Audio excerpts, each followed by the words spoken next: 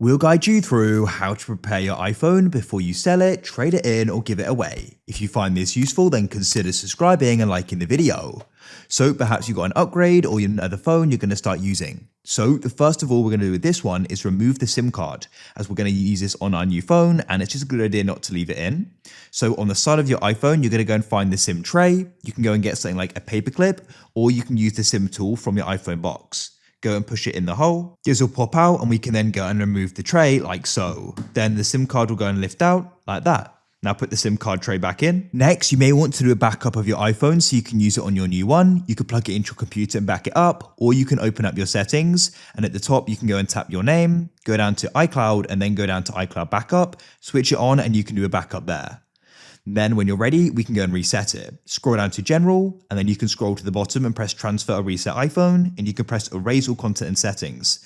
This is going to remove everything. So make sure you backed up and save anything you want to keep. Press continue and press erase iPhone. It will say uploading data to iCloud, but you can go and skip this. I'm not interested. Finally, confirm your Apple ID account password, press the tick and it will then go and start resetting. Go and wait and when it's finished, it'll be ready to give away. Leave a like if you found this useful.